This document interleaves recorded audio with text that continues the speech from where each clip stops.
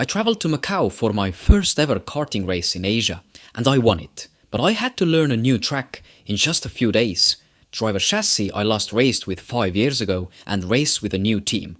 We held a battle between world champions for the victory, went to casinos and met friends from around the world. Here's my Macau story. I had never been to Macau before, and to be honest, I had no clue what I'd be in for. I flew in via Hong Kong, and by Tuesday, we were already crossing into a city that feels unreal. Fake Eiffel Tower, fake Big Ben, enormous casinos surrounded by shopping malls, almost like churches in a village. It looks fun at first, but I couldn't imagine living there. Glamorous, loud, and somehow very artificial. We saw the city from above, grabbed orange juice inside a casino, stayed in a very anti-Macau beachfront hotel, enjoyed local egg tarts, and slowly realized there were more signs in Portuguese than English. But of course, we weren't there for the city. The reason we came was the Rotax International Trophy Asia at the Macau International Karting Circuit. I had zero prior knowledge of the track, had never raced with this internationally merged team before, and quickly learned that if you didn't go to the casino, it was surprisingly hard to find taxis in Macau. The Cologne karting circuit looked simple during the track walk. That was misleading. If you only have 1 hour of track time on a new circuit, here's how to learn it quickly. Look beyond the layout. Understand how elevations change the track, where banking increases grip, and where negative camber makes it slippery. Analyzing a circuit like this will tell you where you can brake late for overtaking, and where to ease into the corners to minimize sliding. Anyone can navigate the layout, but only the best find the limits. Macau International Karting Circuit had massive elevation changes and was one of the bumpiest tracks I've ever driven on. By the time the weekend was over, I had bent a rear axle before the final. One driver had a gear cable jump out of position in the final, and the chassis had worn like it raced a full season, without even touching curbs. So suddenly, learning the track wasn't so simple anymore. During practice, I tested extremes in setup. The pace was good, but I couldn't quite top the timesheets ahead of my Finnish teammate, a fellow Rotax world champion. Every time I improved, he went quicker. By the end of Friday, I had to settle for P2. Today we had qualifying, a little summary here, I think very appropriate scenery. Finished P2, I was hoping for a pole position, but just 200s off. Still in the front row. Also, I think our qualifying pace maybe a bit worse than race pace, so also hoping for some better heats. So tomorrow we have 2 heats.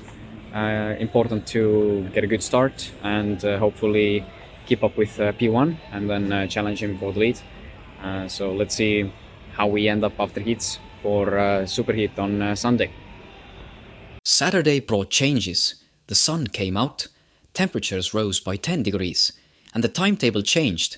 Senior masters were now running ahead of us instead of juniors. Having a category with the same tyre compound run before us can make the track more than 0.3 seconds faster. I have not addressed this tiny change many times before. This has lost me more than 10 races. A mixed layer of tyre compounds makes the track slippery.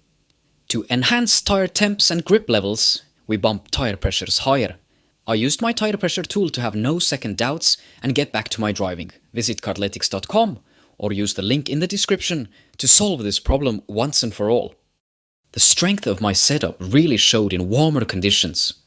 On a full D5 rubber layer, I found an advantage over my teammate.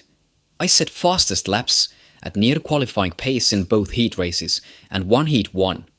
After a poor start from the outside row in heat 2, I dropped to P5 early and fought back to finish just 3/10 short of the win.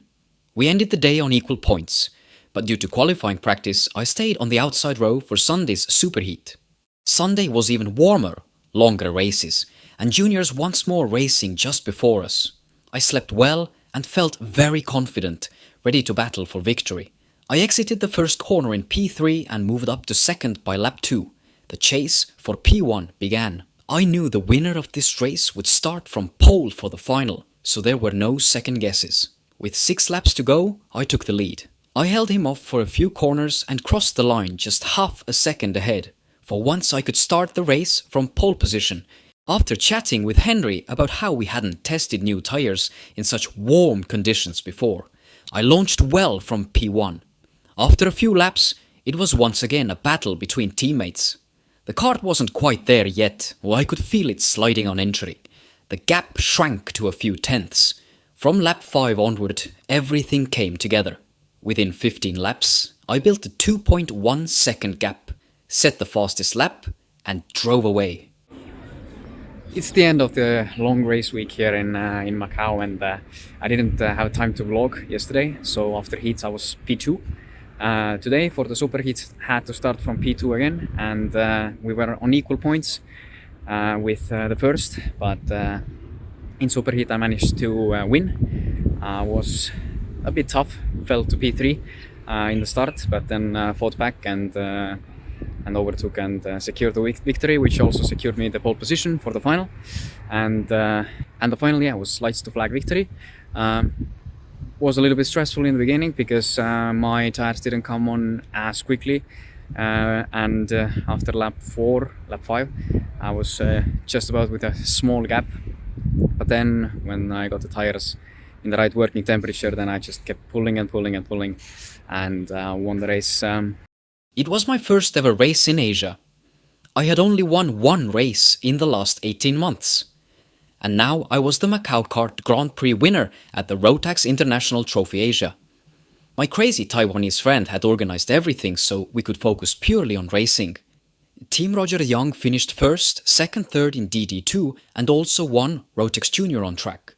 Simon, last year's winner, supplied the karts, finished third himself, and supported all 10 drivers across the week. MKC Motorsport came from Italy to handle driver management, engines, coaching and mechanics. It took months of preparation and brought together people from 8 countries. So the journey is about to end. We're here at Istanbul airport having coffee. Quite tired. The flight back to Istanbul was about 11 hours, and we still have a 8-hour layover before I head back to Estonia. So the packing was a bit funny. I got 2 trophies, I got a ticket. I've never actually won a Grand Finals ticket outside of my home region before. So I cracked it and packed it into the package.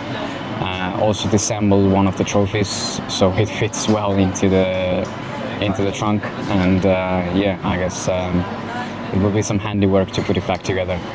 But otherwise, the week was great. Got to see new places like Hong Kong and Macau, and now happily on the way home to have a bit of a rest and get back to normal daily routine.